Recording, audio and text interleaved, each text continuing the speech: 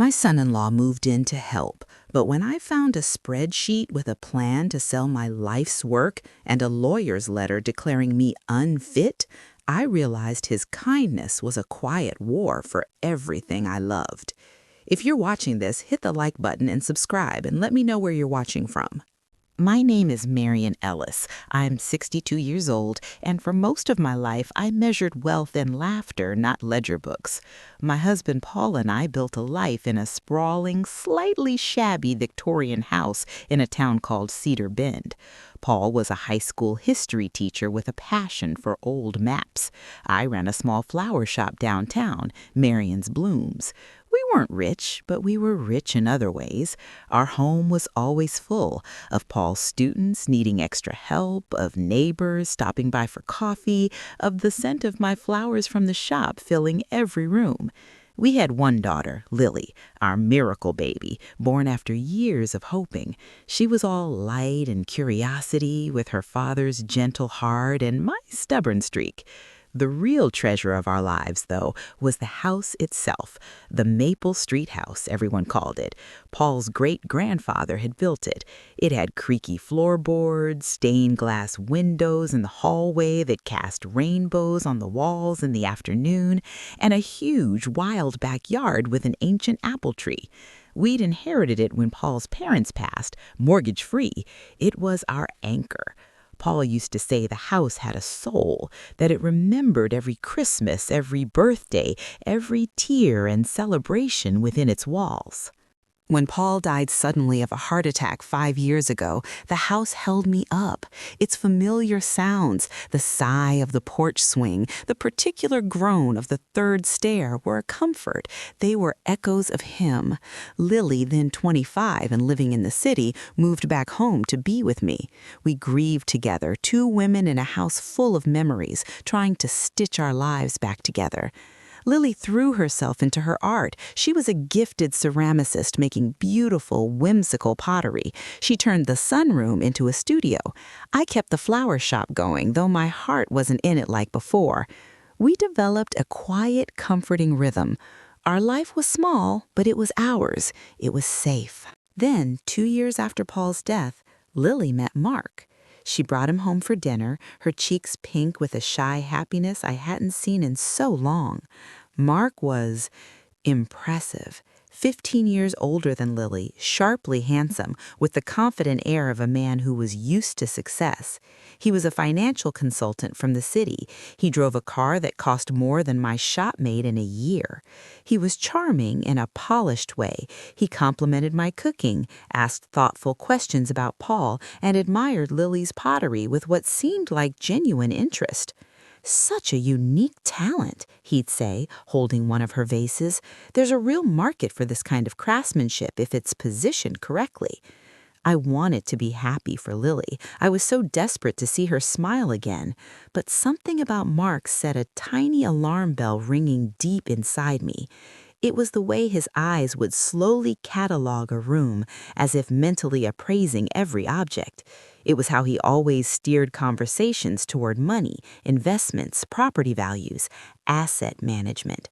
The first time he saw the Maple Street house, he didn't see the soul Paul talked about. He saw square footage. "This is a prime lot, Marian," he'd said, standing on the porch. "In this market, a property like this with the original details intact, it's a gold mine. You're sitting on a fortune." I'd laughed it off, uneasy. "It's not for sale, it's our home." He'd given me that polished smile. "Of course, sentimental value is priceless, but it's still wise to know what you have." Their courtship was a whirlwind. Mark was attentive, generous. He took Lily on trips, bought her expensive art supplies, talked constantly about her potential. He made her feel seen, special. To a young woman still aching from the loss of her father, it was a powerful balm. When he proposed after just 8 months, Lily said yes, glowing with joy. I swallowed my doubts. My only job, I told myself, was to support my daughter's happiness. The wedding was a lavish affair in the city, paid for by Mark. I felt like a guest in someone else's story. Paul's absence was a physical ache in my chest that day. After the wedding, Mark suggested they move into the Maple Street house with me. "It's far too big for you alone, Marion," he said, his arm around Lily. "And with Lily's studio here, it makes sense. We can all be a family. I can help manage the upkeep, take the burden off your shoulders." Lily had looked at me so hopeful. "Would that be okay, Mom? I don't want to leave you here all by yourself." What could I say? No? It felt churlish, selfish. This was her home, too. And a part of me, the lonely part, was relieved at the idea of the house being full again. So I agreed. Mark sold his city apartment. The money, he said, would be a nest egg for their future for investments.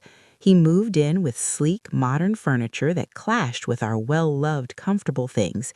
He took over Paul's old study, replacing the shelves of history books with filing cabinets and a large, intimidating computer monitor. For the first few months, it was fine. Mark was busy with work, often on calls in his study with the door closed. Lily was happy, setting up her pottery business from the sunroom, encouraged by Mark's constant talk of business plans and branding. He handled all the household bills, saying it was easier to streamline everything. "You've got enough on your plate with the shop, Marion. Let me deal with the paperwork." It felt like a kindness, a relief. But then the suggestions started, small at first. "Marion, have you ever thought about selling the flower shop?" Mark asked one evening over meatloaf. "The building's in a great location. You could retire comfortably." "I love my shop, Mark," I'd said, a knot forming in my stomach. I know," he'd said, patting my hand. "It's just, at your age, shouldn't you be enjoying life, not worrying about payroll and perishable inventory?" At your age. The words were like a soft prick from a pin. Then it was the house. "These single-pane windows are hemorrhaging heat, Marion. We should really think about an upgrade. A full renovation would increase the property value dramatically." "I like the old windows," I'd said, feeling foolish. "The light comes through them in a certain way." He'd sighed, a patient, worldly sigh. "Sentiment is a luxury, Marion, a costly one." The dynamic in the house began to shift. Mark's opinions became pronouncements. My preferences became sentimental. Lily, caught in the middle, started to shrink. She'd always been bright, opinionated. Now she'd start to say something and glance at Mark, her voice trailing off. She began to defer to him on everything, from what to make for dinner to how to price her pottery. The confident, creative young woman I knew was being slowly painted over. And I began to feel like a ghost in my own home. My suggestions about groceries or gardening were met with a faint, dismissive smile. My routines were inefficient. My lifetime of experience was old-fashioned. The kitchen, once my domain, felt like Mark's territory now, with his high-end coffee maker and his charts for meal planning on the fridge. I told myself I was being sensitive, that I was an older woman struggling to adjust to a new man in the house, that Mark was just trying to help, to modernize, to provide. He was Lily's husband. This was their home now, too. I should be grateful for the company, the financial help. But that Sunday afternoon, watching Lily knit as if her life depended on it, watching Mark's cold, coin-like eyes watch her, the feeling solidified into a cold, hard certainty. This wasn't help. This was a slow, quiet takeover. And the moral fault line wasn't just greed. It was a profound, chilling entitlement. Mark believed deep down that his way, the way of money, efficiency, and control, was inherently superior to my way, the way of memory, heart, and home. And he saw it as his right to remodel us all in his image. The knitting needles clicked on, a frantic, silent scream in the heavy afternoon quiet. The incident that shattered the fragile peace was, on the surface, small. It was about a teapot, my teapot, a simple brown-glazed ceramic pot, round and comfortable in the hand. Lily had made it for me the first Christmas after Paul died. On the side, she'd carved a tiny, imperfect apple blossom, the symbol of our shop, Paul's favorite. It wasn't perfect, the spout dripped a little, but it was my most cherished possession.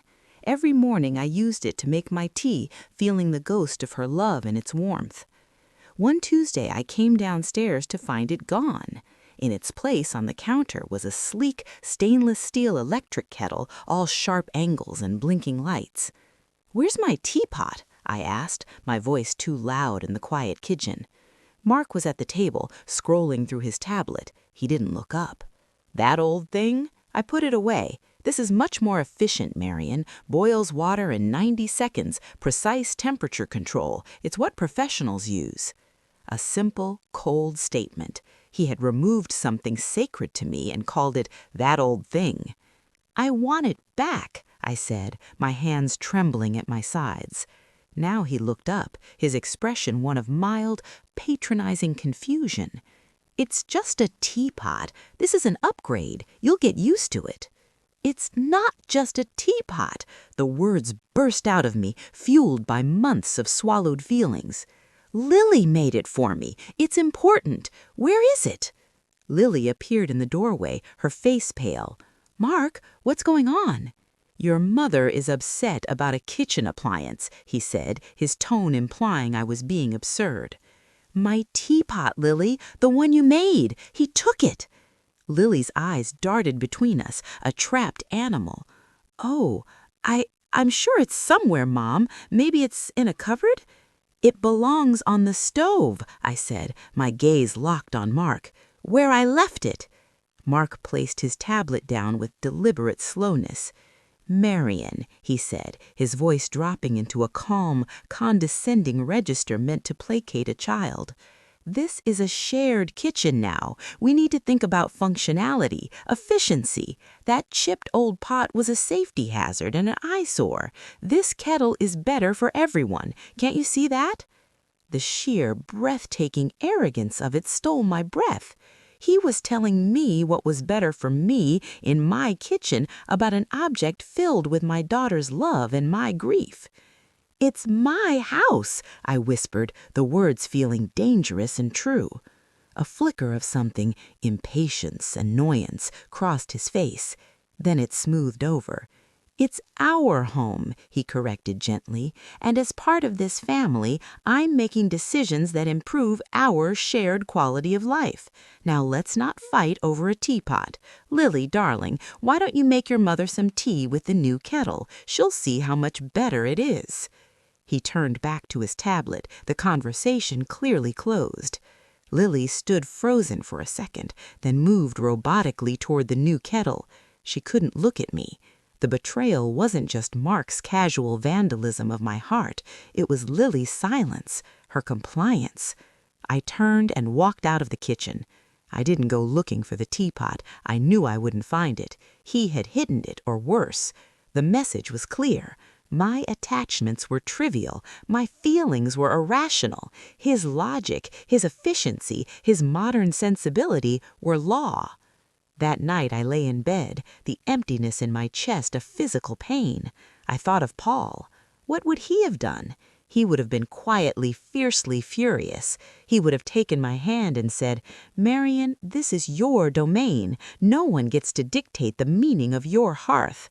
But Paul wasn't here. I was alone in the dark, listening to the unfamiliar hum of the new refrigerator Mark had also installed, another upgrade I hadn't asked for. The next morning I went down early, determined to reclaim some small piece of my routine. The stainless steel kettle gleamed under the overhead light, a cold, alien sentinel. I filled it, pressed a button, and it hissed to life with an aggressive, mechanical roar. It sounded angry. When it clicked off, the silence felt even heavier. As I poured the boiling water into a mug, not my usual cup which was also mysteriously missing, I saw a folded piece of paper on the counter. It was a printout, left in plain sight.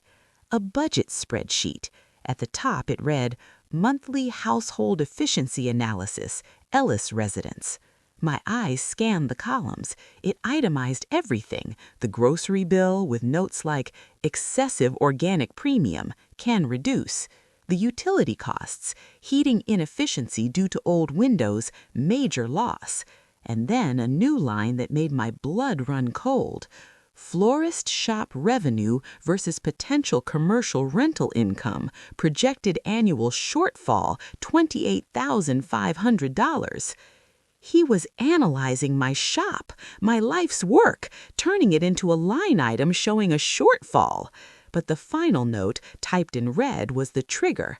Action item: initiate conversation regarding long-term viability of Marion's blooms. Explore sale or lease options to unlock capital. Proceeds to be invested in property renovation fund, increasing overall asset value for family benefit. I stared at the words. Unlock capital, asset value, family benefit. He wasn't just suggesting I retire, he was formally, coldly proposing to dismantle my business and use the money to fund his plans for my house. He had placed this here for me to find. It was no accident. It was the teapot incident escalated to a corporate level, a warning shot across the bow of my entire life. My hands were so cold I could barely feel the mug. The steam from the terrible, efficient tea curled up, meaningless. This wasn't about a kitchen appliance anymore. This was a declaration. He wasn't just living in my house. He was preparing a hostile takeover. The spreadsheet was the key that unlocked a new, chilling reality. After finding it, I began to see the patterns everywhere. The pressure was never a shout. It was a constant, gentle, inescapable press, like being buried in dry sand. It started with my finances. A week after the teapot, I went to buy new potting soil and a few trays of annuals for the shop window. I used my business debit card, the one I'd had for 20 years. It was declined. I stood at the garden center counter, my face hot with confusion and shame. I called the bank from my old flip phone right there between the racks of seed packets. The customer service agent, her voice politely robotic, informed me that the spending limit on the card had been recently reduced by an authorized user on the account, Mark. He'd added himself to my business account months ago, saying it would simplify household accounting. I had signed the form, trusting him. Now he had throttled the lifeblood of my shop. When I confronted him that evening, he was ready. He was in his study, the blue light of his monitor reflecting off his glasses. "Marion, it's a temporary measure," he said, not turning from the screen. "We're doing a full financial review, streamlining. Your shop's cash flow is erratic. This protects you from overextending. If you need something for the business, you can submit a request." Submit a request to him for my own money. I felt a wave of dizziness. "Mark, that's my shop, my income." "It's our family's income now," he corrected, finally swiveling to face me. His expression was one of benevolent concern. "And as a family, we need to be fiscally responsible. The numbers on your shop don't lie, Marion. It's a passion project, not a sustainable enterprise. This is me helping you face reality." He made my life's work sound like a childish hobby. My passion project had put Lily through art school, had paid the property taxes on this house for decades. But under his cold, numerical gaze, it was reduced to erratic cash flow. The isolation deepened. Lily was no longer my ally. She was a nervous ghost haunting the edges of our conflict. When I tried to talk to her about it, she'd twist her hands together, her eyes darting toward the study door. "Mom, he's just trying to help. He's good with money. Maybe he has a point about the shop. You work so hard. You should rest." "I don't want to rest, Lily. I love my shop." I know," she'd whisper, looking terrified. "But just don't fight with him, okay? It makes everything so tense." I was losing my daughter, not to distance, but to fear. Mark's control over our environment was absolute. He changed the Wi-Fi password, citing security, and only gave it to Lily on her phone. I was cut off, unable to easily email friends or look things up. He'd reorganized the pantry and the cleaning supplies, so I couldn't find anything without asking. My home had become a maze where I was constantly lost. Then came the family financial planning meeting. He announced it one Saturday morning as if it were a fun weekend activity. We were to gather in the living room at 10 a.m. sharp. Mark and Lily sat side by side on the sofa like schoolgirls summoned to the principal's office. Mark stood before us, a presenter at a board meeting. He had printed packets for each of us. Now, he began, clicking a pen, I've spent the last few months analyzing our complete financial picture. For our long-term security and growth, we need to make some unified decisions. He talked about asset consolidation and legacy planning. Then he got to the heart of it. The most significant asset we have is this house. It's a diamond in the rough. With the right investment, a full renovation and extension, modern systems, we could increase its value by 200%, maybe more. I felt a chill. What kind of investment? We're talking about a substantial sum, but the return would be phenomenal. To fund the initial phase, I propose we take 2 steps. First, we sell Marion's Blooms. The building alone is worth a significant amount. Second, he paused, letting the silence thicken. We take out a home equity loan, use the value of the house to improve the house. It's smart leveraging. The room seemed to tilt. He wanted to sell my shop and mortgage my house, the 2 things Paul and I had built and protected, debt-free. No, I said, the word flat and final. Mark's smile was patient. Marion, you're not seeing the bigger picture. This isn't about your little shop. This is about building generational wealth for Lily, for our future children. This house could be a showpiece, an investment property. We're sitting on a gold mine and using it as a museum. The word museum was a slap. A museum of my life with Paul? A museum of my memories? It's not a museum, Ari. It's our home, Lily said softly, but her voice lacked conviction. It can be both, darling, with a beautiful, valuable home.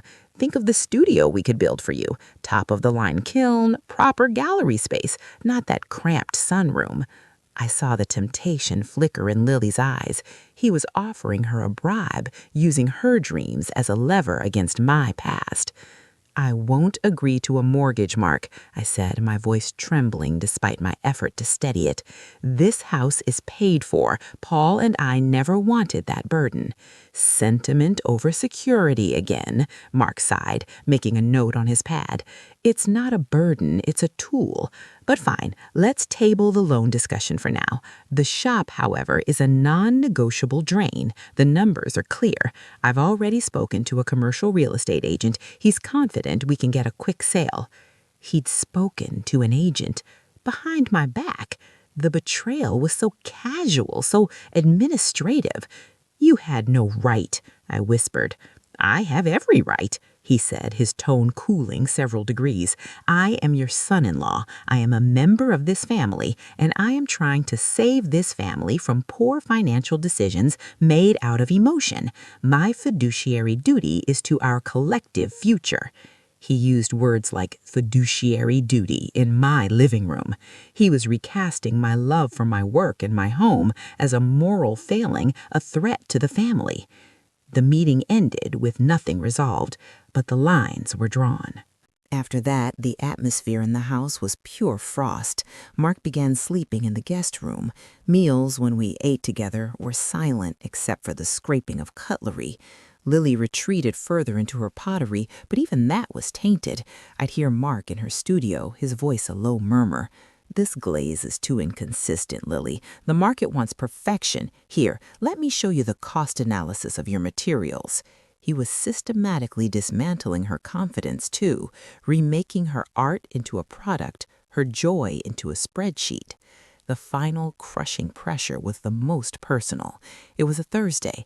I came home from the shop, a day of worrying over every penny spent, of jumping every time the doorbell rang, wondering if it was Mark's real estate agent, to find a stranger in my hallway, a man in coveralls holding a clipboard. Mrs. Ellis, I'm from Home Efficiency Audits. Your son-in-law, Mark, booked a full assessment. We'll be checking insulation, wiring, plumbing, the works. It'll take a few hours. I stood there, my bag slipping from my shoulder. Mark was having my house inspected. Like a building he was considering buying, he was quantifying its flaws, its inefficiencies, to build his case. As the man climbed into the attic, I walked into the kitchen. There, on the table, was another document, not hidden, left for me. It was a draft of a letter, on professional letterhead I didn't recognize. It was addressed to me. Dear Mrs. Ellis, per the request of Mr. Mark Thorne, we are writing to formally outline a proposal for the acquisition of the commercial property known as Marion's Blooms. The words blurred. My heart hammered against my ribs. He wasn't just suggesting, he was doing. He was acting as if he already had the authority. I heard Lily's light footsteps on the stairs. She came into the kitchen, saw my face, saw the letter. Her own face crumpled. Mom, I'm sorry. He said it was just to get numbers, to see what the options were. He's creating options, Lily, I said, my voice hollow, and soon he'll present them as the only choice. That night, for the first time, I felt true despair. I was cornered. Financially, he had his hands on the strings. Socially, I was isolated. My old friends had stopped calling, subtly edged out by Mark's complaints about unnecessary distractions. Emotionally, my daughter was a hostage, too afraid of his displeasure to stand with me. My home was being appraised. My business was being sold out from under me. I was drowning on dry land.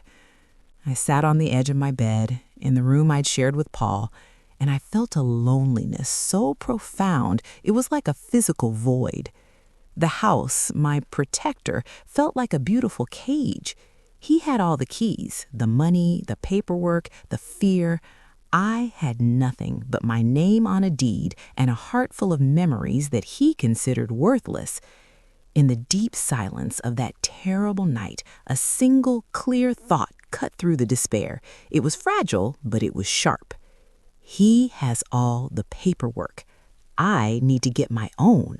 The thought was a tiny, stubborn ember in the cold dark. Get my own paperwork. It felt impossible, overwhelming. Where do you even start when your life is being dismantled by a man with a spreadsheet? The answer came from a place I'd avoided for years. Paul's study, or what used to be Paul's study. It was now Mark's command center, but Paul's old desk, a massive oak thing, was still there, pushed into a corner. Mark used it as a side table for his printer. I knew that desk. It had a drawer that stuck.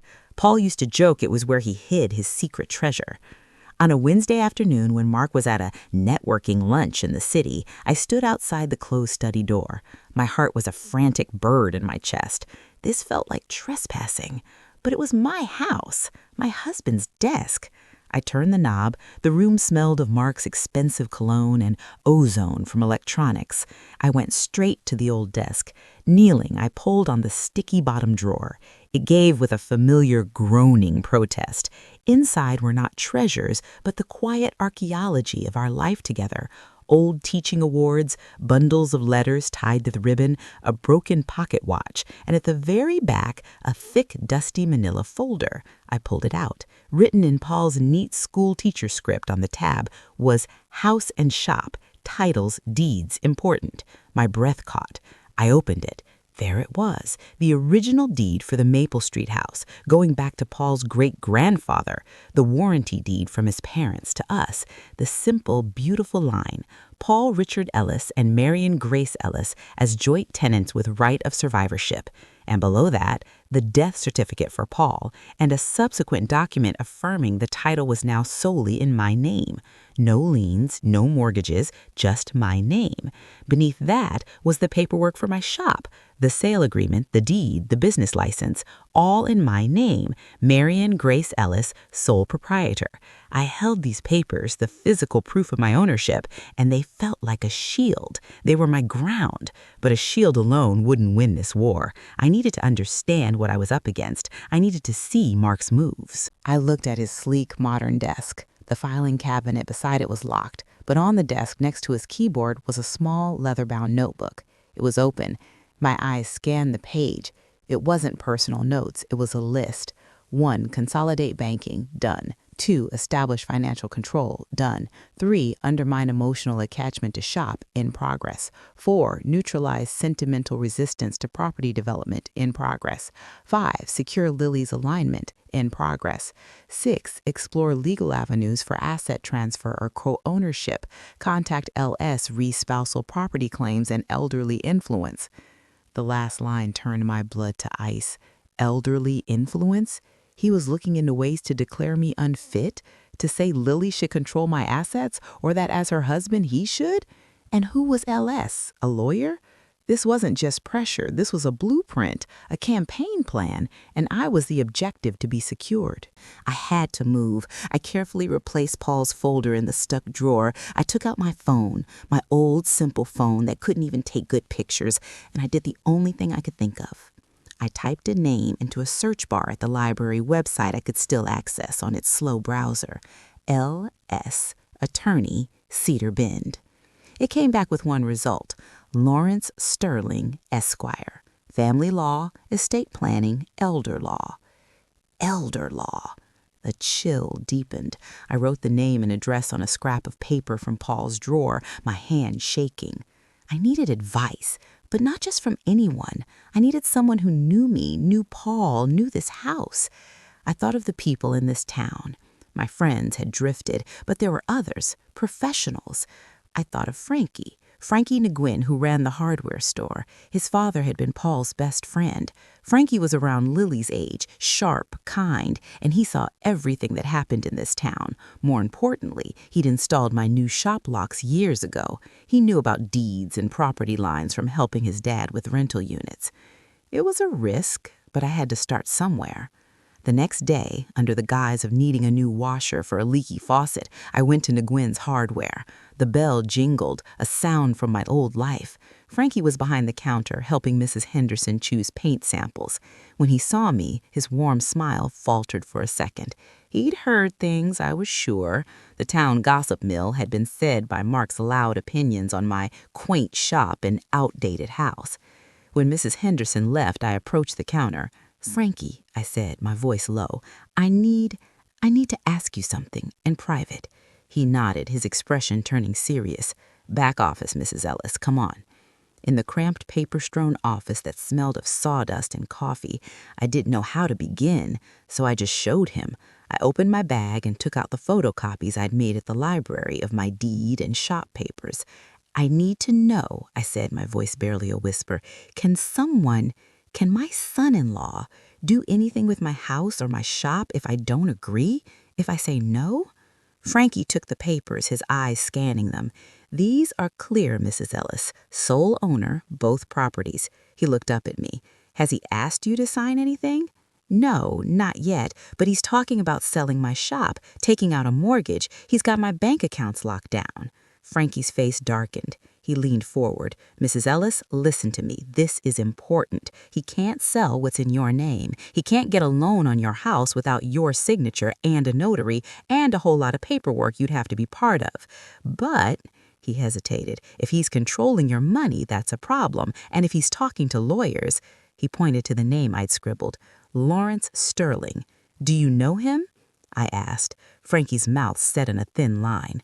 "I know of him. He's not who you'd want in your corner. He's known for aggressive tactics, especially in family asset cases. He's the kind who looks for leverage."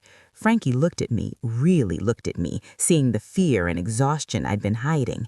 "Mrs. Ellis, you need your own lawyer, a good one, not someone in town Mark might know." "I don't even know where to start," I admitted, the shame of my helplessness washing over me. Frankie thought for a moment. "My cousin, Amy, she's a lawyer in the city, different kind of law, corporate contracts, but she'll know who you need. She's good people. Let me call her." He stepped out with his cell phone. I heard the low murmur of his voice. When he came back in, he had a name and number written on a card. Eleanor Vance, attorney at law, specializing in probate, property, and financial elder abuse. Financial elder abuse, I repeated, the term landing like a stone in my gut. "It's a thing, Mrs. Ellis," Frankie said gently, "and what you're describing, controlling your money, isolating you, pressuring you to give up assets, it fits. Amy says Eleanor Vance is the best. She's tough, but she's fair. You call her." He pressed the card in my hand. It felt like a lifeline. I called Eleanor Vance's office from a payphone outside the post office, my hands trembling. Her assistant answered, brisk and professional. I gave my name, said Frankie Nguyen's cousin Amy had referred me. There was a pause. Then, "Can you come in tomorrow at 10 a.m.? Ms. Vance had a cancellation." The next morning, I told Mark I had a doctor's appointment. He barely looked up from his computer. "Don't let them upsell you on any unnecessary tests," he said absently. Eleanor Vance's office was in a calm brick building an hour's drive away. She was a woman in her 60s with intelligent eyes and a no-nonsense demeanor. She listened as I told my story. I showed her the copies of my deeds. I told her about the teapot, the spreadsheet, the budget meeting, the home inspector, the notebook list. I told her about Lily's fear, about the locked accounts. I talked for a long time. When I finished, she steepled her fingers. "Marion, what you're experiencing is a textbook case of financial coercion with elements of undue influence and emotional abuse. It's a strategy. He's methodically eroding your autonomy to gain control of your assets." Hearing a professional say it, plainly and without drama, was both devastating and validating. I wasn't crazy. I wasn't a sentimental old woman. I was under attack. "What can I do?" My voice was small in the quiet office. "First, we secure your legal and financial borders," she said, her tone calm and strategic. "We will immediately file a restriction on the title of your home and your commercial property. This means no sale, no mortgage, no legal claim can be processed without a certificate from an independent solicitor confirming you are of sound mind and acting freely. It's a lock on the door." A lock on the door. The image brought me my first real breath of hope in months. "Second," she continued, "we need to disentangle your finances. We'll send a letter to your bank, with me copied, revoking Mark's access to your accounts and demanding new cards and statements sent only to you. We'll cite concerns of unauthorized control. Third, we document everything, every conversation, every document he leaves out, every comment. We build a file." "What about Lily?" I asked, the old ache returning. Eleanor's expression softened slightly. "Lily is an adult, Marion, and she's under his influence. Right now, the best thing you can do for her is to secure your own position. You being strong, legally protected, and financially independent is your greatest leverage to help her later. She needs to see a way out. You have to build that way first." She was right. I couldn't save Lily if I was drowning myself. I left her office with a list of tasks and a retainer agreement.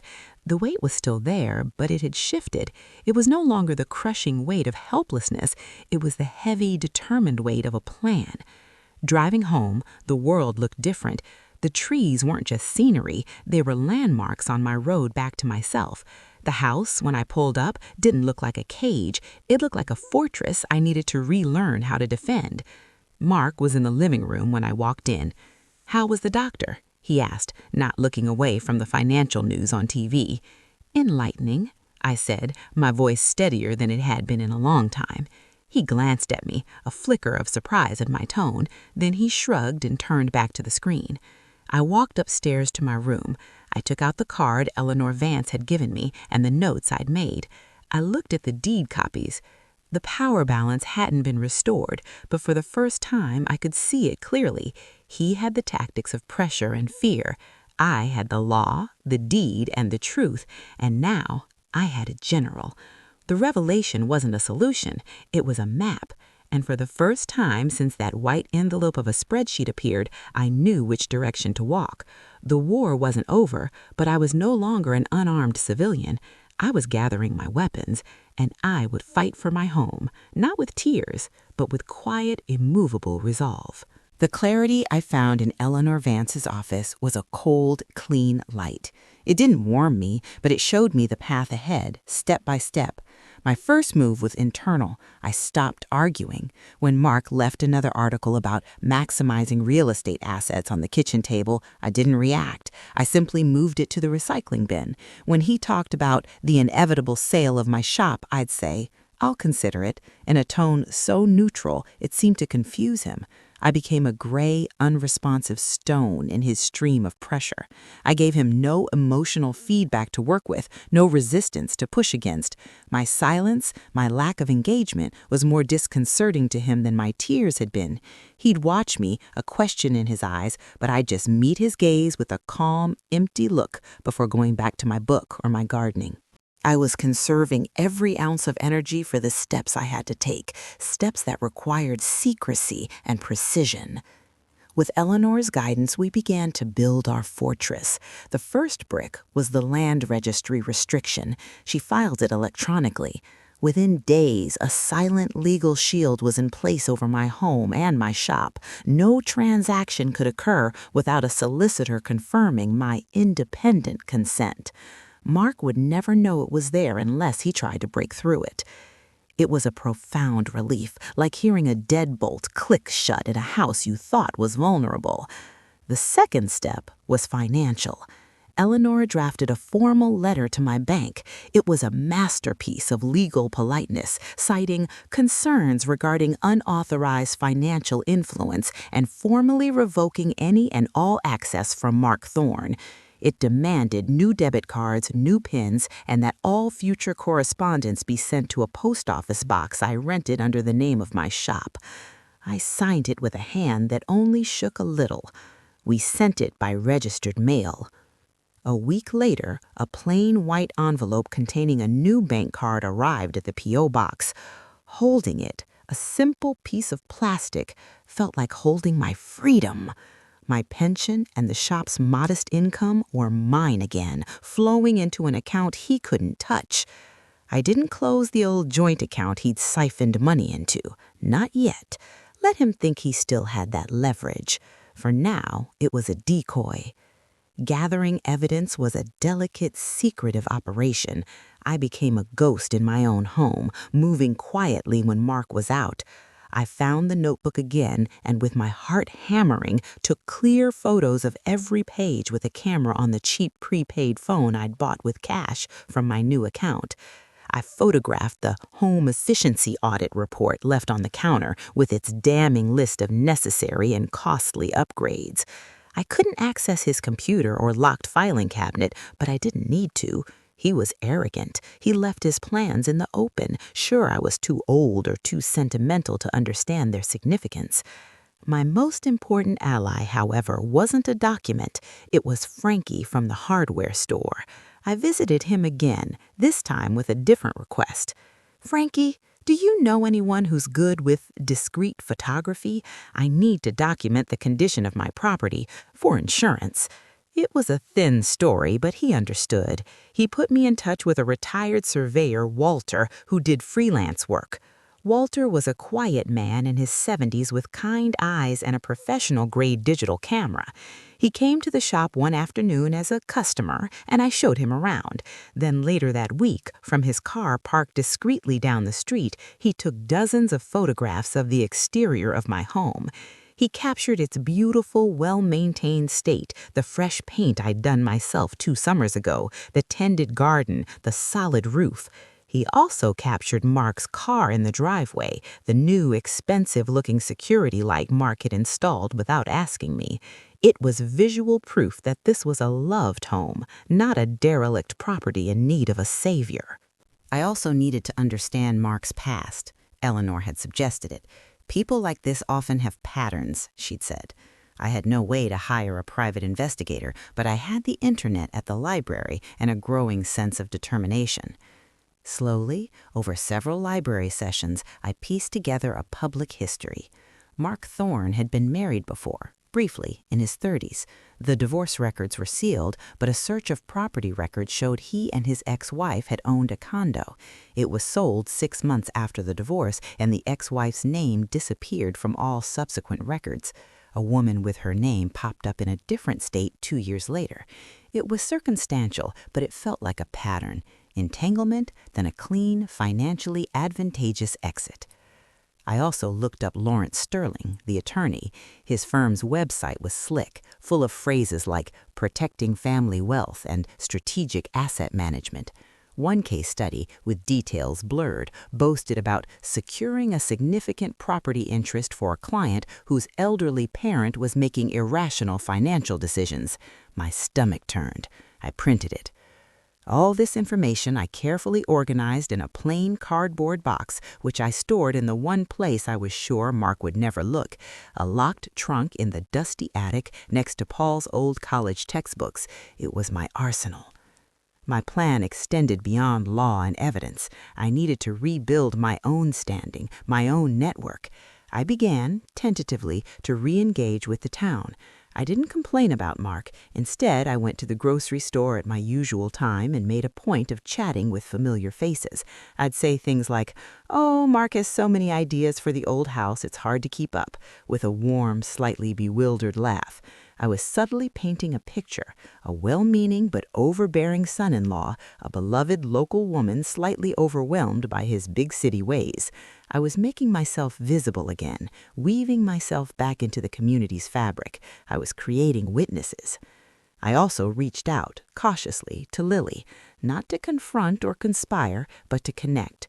I'd ask about her pottery, about the new glaze she was trying, and I'd listen without offering any opinion Mark might disagree with. I'd make her favorite cookies, something I hadn't done in months because Mark had declared sugar toxic. I left them in her studio with a simple note, "For my favorite artist, love, Mom." I was fighting for her, not by attacking her husband, but by reminding her of who she was and who loved her unconditionally. The most difficult part was the waiting. Eleanor advised against immediate confrontation. "Let him make the next move," she said. "We are fortified. Let him be the one to run into the walls we've built." So I waited. I tended my garden at the shop, I arranged flowers, I sat in the living room in the evenings and knit, the steady click of my needles a calm counter-rhythm to the tense silence. I was no longer a victim of his plan. I was the steward of my own life, patiently, lawfully securing its borders against a hostile takeover. There were no dramatic scenes, no slammed doors. There was just the slow, steady accumulation of strength, a document filed, a photograph taken, a cookie baked, a smile shared with a neighbor. The resolution was no longer a spark. It was a deep, settled fire burning low and steady in my heart, providing just enough light to see the next step ahead. I was composed, I was focused, and I was ready for the moment his strategy would finally meet my unmovable defense. The quiet countermove was almost complete. The stage was set. The moment arrived not with a bang, but with a letter, a thick, cream-colored envelope from the law offices of Sterling and Associates. It was addressed to me, but it had been opened. Mark placed it on the kitchen table in front of me one Tuesday evening, his expression one of somber, regretful resolve. "Marion," he said, his voice heavy with faux concern, "I think you should sit down and read this. Lawrence, Mr. Sterling, has outlined some realities for your own good." Lily hovered in the doorway, her face pale. "Mark, what is it?" "It's a care plan, darling, for your mother's future." I picked up the letter. My hands were steady. Inside was a formal document titled Preliminary Assessment and Proposed Stewardship Arrangement. It was a masterpiece of legal euphemism. It spoke of age-related financial vulnerability, the burden of property management on an elderly individual, and the loving concern of family. It proposed that Lily, as my only child, be granted a power of attorney for property and personal care, with Mark named as a co-steward given his financial expertise. The ultimate goal, it stated, was to streamline decision-making regarding my assets, specifically the house and the shop, to ensure their optimal management and the long-term security of the family unit. It was a velvet glove over an iron fist. They weren't asking me to sell. They were seeking legal permission to take over, to make my no irrelevant. I looked up from the paper. "You want me to sign over control of my life to you?" "It's not like that, Marion," Mark said, adopting his most reasonable tone. "It's a safety net. Look at the shop. You're struggling. The house needs major work you can't handle. This protects you from making poor decisions out of sentiment. It lets Lily and me take care of you. It's what family does." He was using the word family like a weapon. I looked at Lily. "Is this what you want, Lily? To have power of attorney over me?" She twisted her hands. "Mom, I just want you to be safe, to not have to worry. Mark says—" "I know what Mark says," I interrupted gently. I put the letter down. "My answer is no."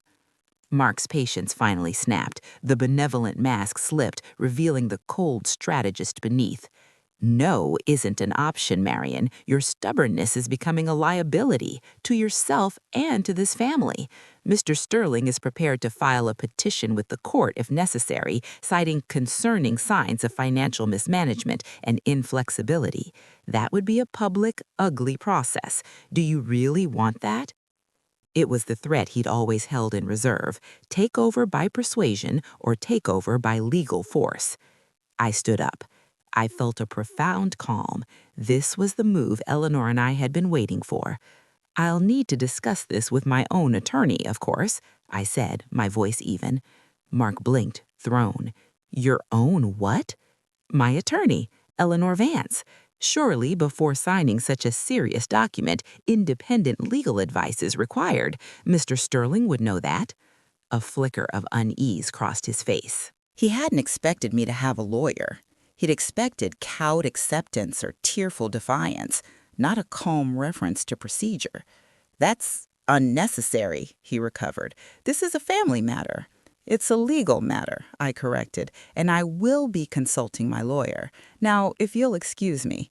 I walked out of the kitchen, went upstairs, and called Eleanor Vance. "The letter has arrived," I said. "Good," she replied, her voice crisp. "Right on schedule. Now we respond." 2 days later, a courier delivered a package to Mark at the house. It was from the offices of Vance and Associates. Inside was a letter from Eleanor, copied to Lawrence Sterling. It was devastating in its clarity. It acknowledged receipt of Sterling's unsolicited stewardship proposal. It then enclosed 1. Certified copies of the land registry restrictions on both properties, noting any attempt to transfer or mortgage would be legally blocked. 2. A formal cease and desist letter regarding any further contact with financial institutions in my name, citing the prior revocation of access.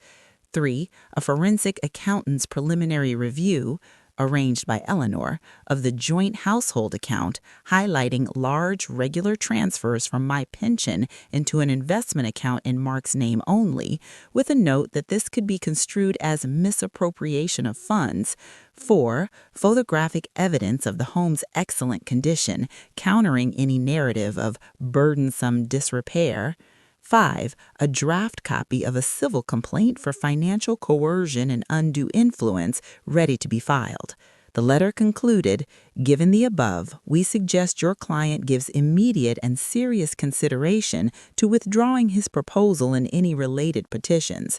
Should he proceed, we are prepared to defend Mrs. Ellis vigorously and pursue all available counterclaims." It was not a threat. It was a map of the minefield he was standing in, with every trap clearly marked. I was in the garden when Mark found me, the letter crumpled in his fist. His face was ashen, his cool composure utterly gone. "What is this?" he hissed, waving the papers. "These lies, these accusations." I wiped my hands on my gardening apron. "It's the truth, Mark. You've been trying to pressure me into giving up my home and my business. You've controlled my money, isolated me, and now you're trying to use the law to take what isn't yours. That's what it is." "It was for the family," he sputtered, the polished facade in ruins. "For Lily's future, for our security." "No," I said quietly, looking him directly in the eyes for the first time in months. "It was for your investment portfolio. The Maple Street house was never a home to you. It was an asset to be leveraged. Lily's mother was never family. She was an obstacle to be managed. You miscalculated." He stared at me, and I saw the dawning, furious realization that the quiet, sentimental woman he thought he could manage was gone. In her place was someone who had read every document, understood every move, and built an unassailable legal defense. "You've been spying on me," he whispered, venom in his tone. "I've been protecting myself," I corrected. "You left the blueprint in your notebook, Mark. You started this. I just decided to finish it." The following evening, Lawrence Sterling himself arrived. He was a man in a very expensive, very anxious suit. He demanded a meeting in the living room. Mark sat slumped in an armchair, defeated. Lily sat on the edge of the sofa watching it all unfold with wide, shocked eyes. Mrs. Ellis, Sterling began, trying to reclaim authority, this has become unnecessarily adversarial. My client was acting out of concern. Perhaps his methods were overzealous. We can still reach a private, amicable arrangement. Eleanor Vance, who I had asked to be present via speakerphone, her voice clear and calm in the center of the room, responded.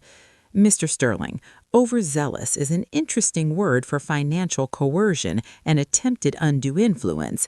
There will be no arrangement. Your client will withdraw his petition entirely. He will provide a full accounting of all funds moved from joint accounts to his sole control, and he will repay every penny, with a verified paper trail. He will sign a legally binding undertaking that he makes no claim, now or in the future, to any interest in Mrs. Ellis's real or commercial property, and he will move out of this house within 30 days. "You can't be serious," Mark growled. "I am entirely serious," Eleanor's voice replied. "The alternative is a civil lawsuit for damages and a referral to the district attorney's office for a criminal investigation into financial abuse of an elder. The evidence is substantial. The choice is yours." Sterling looked at his client, at the defeated man in the chair, then at me. He knew when he was beaten. The case wasn't strong. It was built on pressure and assumption, and we had just demonstrated that the pressure would be met with immovable force. "We'll need to review the wording," Sterling said stiffly. "Your client can review it with his own attorney," I said, speaking for myself. "I'm done negotiating." The climax was not a courtroom drama. It was a quiet signing in Eleanor Vance's office a week later. Mark, with Sterling silent beside him, signed the withdrawal of petition. He signed the financial accounting and repayment agreement. He signed the undertaking, forever relinquishing any claim to my home and shop. His signature was an angry scrawl. He looked hollow. As he stood to leave, he turned to Lily, who had come with me for support. "Lily, this isn't what I wanted."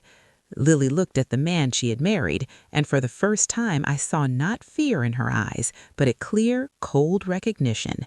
"Yes, Mark, I think it's exactly what you wanted. You just didn't expect to get caught." He flinched, nodded once, and walked out, followed by his lawyer. I never saw him again. The payoff was not vindictive. It was the profound, ringing silence of my own home, truly and completely mine again.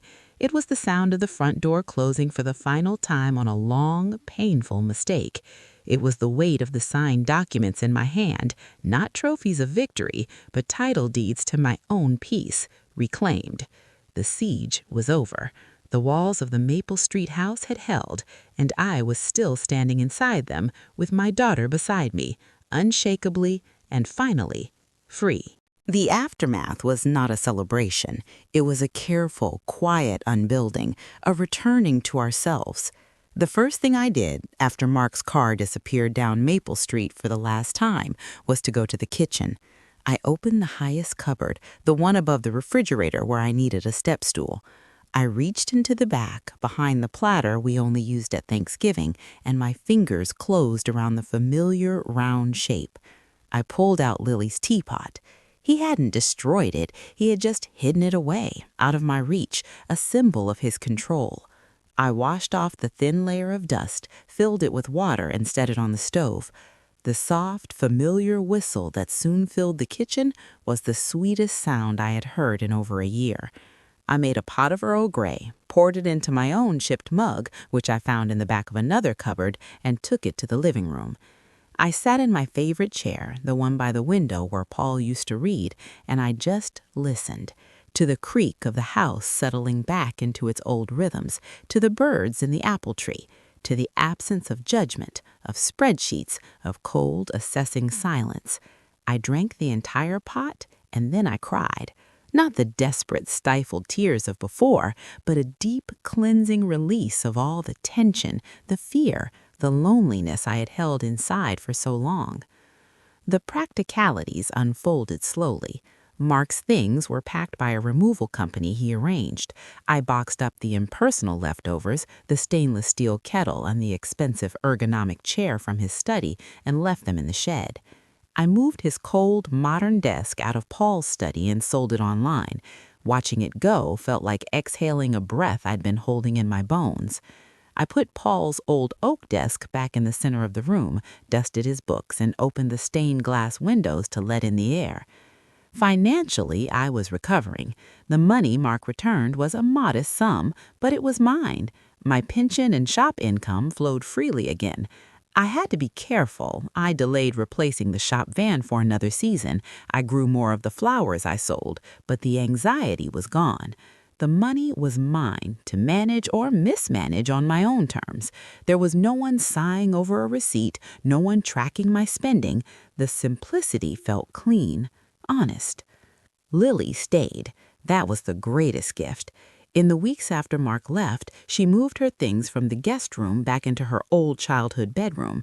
It wasn't a retreat, it was a regrouping. She was quiet, processing. We didn't talk about it much at first, we just were. We gardened together, we watched old movies, she helped me in the shop on weekends. Her hands, which had been flying with nervous energy over knitting needles, were still again, slowly returning to clay. One evening, as we washed dishes, she said, "I'm so sorry, Mom, for not seeing it, for not standing up." Her voice was thick with shame. I put down my towel. "Look at me, Lily." She did, her eyes swimming with tears. "You were scared. He designed it that way. This wasn't your fault. The only person to blame is the one who chose to be cruel." I pulled her into a hug, and she cried against my shoulder, the last of the fear leaching out of her. The town, as towns do, knew. Frankie at the hardware store had seen Mark move out. A few well-placed words from me, not as gossip, but as simple fact. Mark and I had different visions for the future. He's moved back to the city, did the rest. I was met with kind, knowing looks at the post office and gentle squeezes on my arm at the farmer's market. No one asked for details. They just made it clear I was still one of them. My old friends drifted back, and our coffee mornings resumed, filled with talk of recipes and grandchildren and the unpredictable weather, a comfortable, undemanding symphony of ordinary life. About 6 months later, I received a brief letter from Eleanor Vance. Mark had filed for divorce from Lily. It was uncontested. He made no claim to any assets. Lily was free. She showed me the papers, her hand steady as she signed her name. There was sadness there for the dream she'd lost, but it was a clean sadness, not a poisoned one. I did one thing that might seem like an act of grace, but to me it was simply closing a ledger. I found the contact information from Mark's first wife, the one from the condo records. I wrote her a short, careful letter. I didn't go into detail about my own experience. I simply said that if she had ever had concerns about financial matters relating to Mark Thorne, she might wish to contact my attorney, Eleanor Vance, who had pertinent information. I enclosed Eleanor's card. I never heard back, and I didn't need to. I had sent the information out into the world like a message in a bottle. What happened next was not my concern. It was about breaking a pattern, offering a key to someone else who might be looking for a lock. The greatest change was inside. The woman who had been so desperate for companionship that she'd ignored the warning bells was gone. I learned again to cherish my own company and the deep, easy companionship of my daughter. Lily took up watercolor painting, badly but happily. I joined the local historical society. We volunteered together one afternoon a week at the library, helping with the children's reading hour. Our lives filled up, not with a person, but with purpose and peace of our own choosing. The Maple Street house thrived. The roses bloomed more fiercely than ever. I finally replaced the single-pane windows, not with the stark, modern ones Market wanted, but with beautiful wood-framed replicas that kept the character and the light. I paid for them with my own savings, and the pleasure of writing that check was profound. I sometimes sit in Paul's study now, in his old chair. I look out at the same view of the backyard he loved, but it feels different. The garden isn't just a pretty space, it's a testament to our endurance, mine and the house's. The old bricks aren't just charming, they're strong. They sheltered us through the storm. I never sold the shop. I never mortgaged the house. Lily knows they will be hers one day, free and clear. She's talking about maybe teaching pottery classes. We've spoken about prenuptial agreements, not with awkwardness, but with the calm practicality of people who have learned that love is stronger when it's honest and when it doesn't ask you to gamble everything you are. So what did I learn? It's simpler than you might think. I learned that the loudest person in the room isn't the strongest. Strength is the quiet voice that says no and means it. It's the patience to gather your facts while others are making their noise. It's the courage to sit alone in your silence until the path forward becomes clear. I learned that protecting what is yours isn't selfish, it's sacred. Your history, your work, your safe place, these things are the pillars of your soul. You don't offer them up for negotiation, not for love, not for companionship, not for the promise of security, because real security isn't something someone else can give you by taking what you have. It's something you build yourself, brick by brick, and then you decide who you allow through the door. Most of all, I learned that sometimes the bravest thing you can do is not to fight fire with fire, but to become water, to be calm, to be patient, to seep into every crack of their plan, to cool their engines, and to wait for the smoke to clear. And when it does, you'll find you are still there, essential and unchanged. My life now is not a dramatic revenge story. It's a quiet morning with a book and the smell of my own tea steeping in a pot made by my daughter's hands. It's the sound of rain on my own roof. It's the deep, unshakable peace of knowing that every single thing around me, the chipped mug, the scarred kitchen table, the view of the apple tree, is mine. Not because I grabbed it from someone, but because I chose it, I built it, and I had the quiet strength to keep it. Love didn't save me. My own two hands did. And that, I found, is the most reliable love of all. If this story of quiet strength resonated with you, please like this video and subscribe for more calm, real-life stories about finding your way back home. Let me know in the comments what your anchor is. I'd love to hear from you.